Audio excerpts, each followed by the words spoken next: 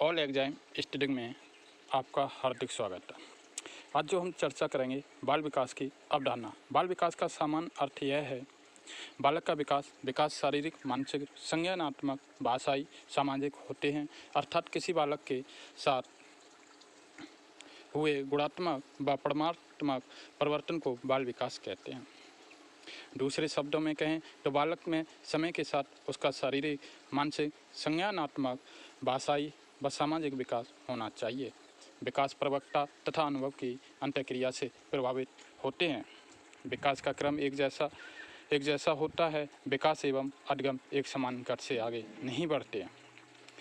बाल विकास को प्रभावित करने वाले कारक, आंतरिक कारक, वंशानुगत कारक के कारण बालक के रंग, रूप, आकार, शारीरिक गठन, ऊंचाई इत्यादि प्रभावित होता है। बुद्धि भी एक आंतरिक कारक है जो सीखने की योग्यता, समस्या समाधान, तार्किक व निर्णय लेने की क्षमता को महत्वपूर्ण भूमिका निभाती है। बालक में संवेगात्मक विकास का संतुलन होना आवश्यक है, क्योंकि यह बालक में सामाजिक, शारीरिक, मानसिक व नैतिक विकास को पूरी तरह से प्रभावित करता है। बालक के शरीर व मस्तिष्क का पूर्ण विकास आवश्यक है, क्योंकि एक की भी अपूर्णता बाल विकास को प्रभावित करती है। वाह कारक, आसपास का वातावरण भी बाल विकास को प्रभावित करता है। जैसे प्रदूषण रहित वातावरण या प्रदूषण क्षेत्र है, साथ ही भौतिक सुविधाएं कितनी उपलब्ध हैं, परिवार की सामाजिक आर्थिक स्थिति का भी बालक के विकास पर प्रभाव पड़ता है। यह स्थिति बालक के शारीरिक व मानसिक दोनों प्रकार के विकास को प्रभावित करती है।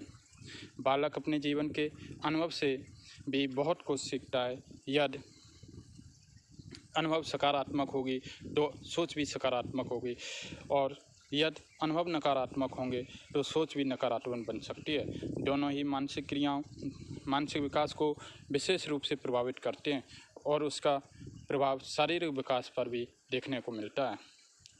बालक के विकास पर आंतरिक और बाह्य दोनों कारकों का प्रभाव पड़ता है। यही वजह है कि बालकों को उचित वातावरण उपलब्ध कराने का प्रयत्न करते हैं, जिससे उनका विकास उचित दिशा में हो सके।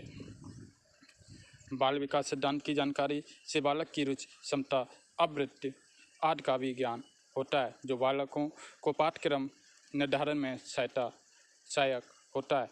बाल विकास सिद्धांत की जानकारी होने पर शिक्षक बालक के विकास में सामंजस्य बनाने की प्रेरणा भी देता है। जैसे सामाजिक व संवेगात्मक विकास में बाल विकास सिद्धांत की जानकारी होने पर शिक्षक बालकों के लिए उपयुक्त वातावरण का निर्माण कर सकते हैं, ताकि बालक का विकास सही से हो सके। बाल मनोविज्ञान की शिक्षा में उपयोगिता। बाल मनोविज्ञान की उपयोगिता निम्नलिखित है। बालक के व्यवहार को समझने में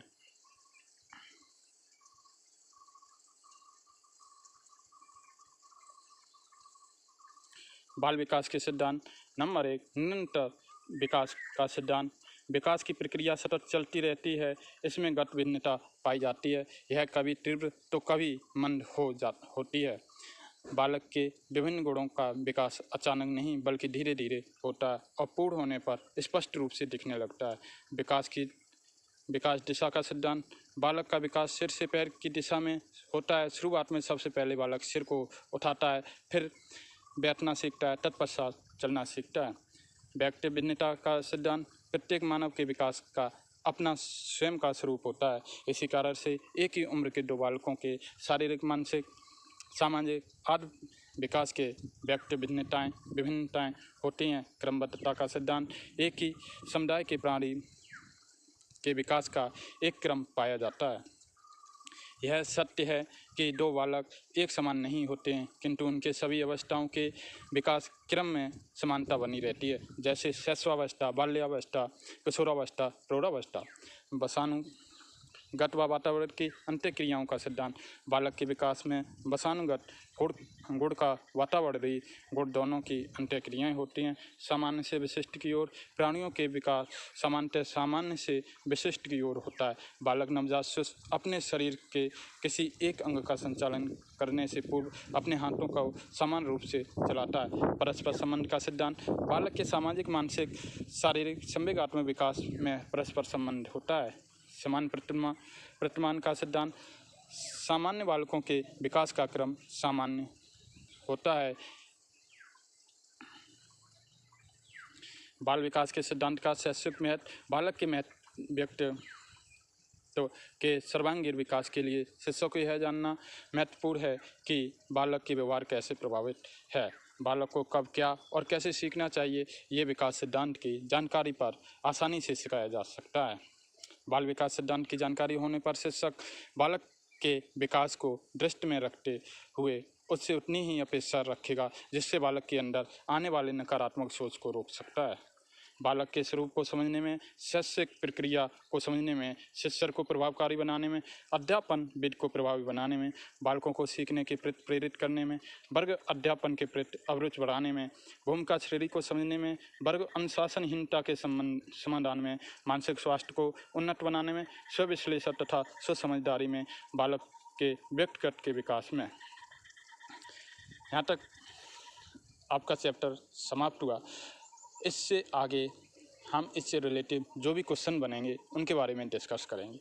हमारे चैनल को सब्सक्राइब, लाइक, शेयर जरूर करें। जय हिंद, जय भारत।